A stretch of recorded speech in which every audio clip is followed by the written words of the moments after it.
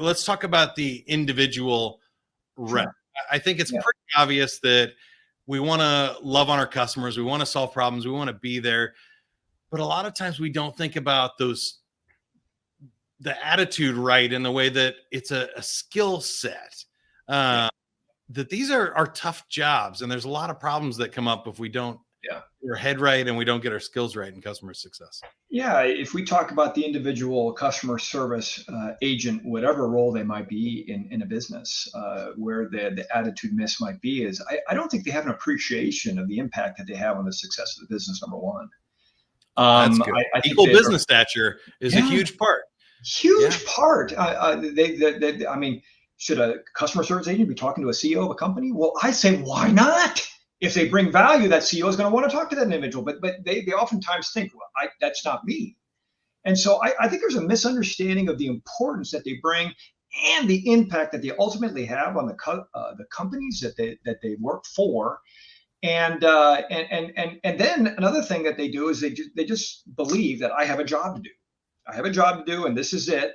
And so they just work on the task, and oftentimes because of that, they'll when the customer's there, when the customer communication begins to happen, they don't mean to, but they'll communicate in a way that just creates frustration or angst in the customer, and they didn't mean it. They didn't want to do that. They just didn't realize it. And it all goes back to the belief of their role in the company. And so boy, it certainly starts with changing the mindset and the attitude of that individual contributor, that they have a huge impact on the company. Because as you said earlier, if they become raving fans, that not only keeps those customers forever, but then that tends to create organic movement of other customers wanting that same level of service. Oh my goodness, it can have a huge impact on the business. Starts with making sure that the customer agent is aware of how much of an impact they have on the success. Yeah, a lot of things I want to highlight there. Number one is that equal business stature, that they need to be able to feel like they're bringing value, that they're important and they're invested in, and the company has their back in order to do their job correctly. Yep. And part of that is also then allowing them to take the personal responsibility and authority to solve some of those problems. And that we can't blame it on sales, or we can't blame it on the policy of the company, because we are the company. We're the frontline representatives of this organization, and we're in sales too. So once you start solving those problems, you start also empowering your customer service reps to really do some cool things.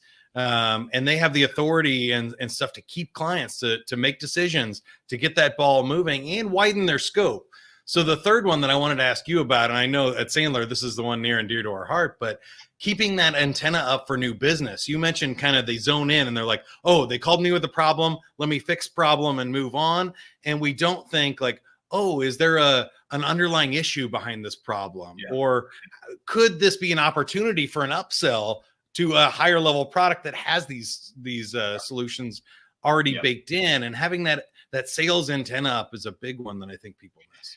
Yeah, and look, remember what I said. The customer service agent is that non-selling, customer-facing professional, and non-selling is part of the title.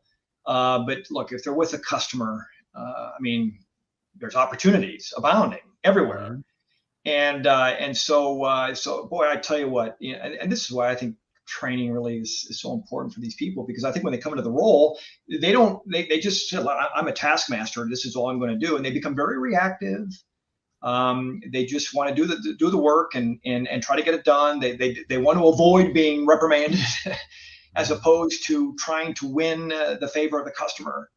But look, I think these customer agents, service agents can be trained on how to engage with their customer, how to set expectations with their customer. I love the idea of a customer service agent being proactive in the role instead of just waiting. In other words, preempt, engage the customer when they're not expecting it, with value to be delivered. Talk to them about things that are coming up that are going to help them be successful. I think we can do that, and I'd be honest with you, I bet you customer service agents would love to do that. They need to be trained on how to do that, how to, how to be proactive. And the value that can then be brought is amazing. And Mike, I think if you and I were just to reflect on those moments when we received incredible customer service, it was always the unexpected stuff, right? It was always when they went above and beyond that just blew us away and had us thinking to ourselves, man, that's the person I want to do business with. And we always say sales is a relationship business. Do you want to know how to make great relationships? Help someone be successful. They'll love you for life and they'll never leave you. Customer service agents have that access. They have that ability to do that. Yeah. And if we can figure out how to do that proactively and be ahead of the customer as we serve them, I tell you what, they're going to be hard pressed to find a different vendor besides the one that these people work for. So that's why this is just such an important thing about developing these people and making them aware of their importance in the role.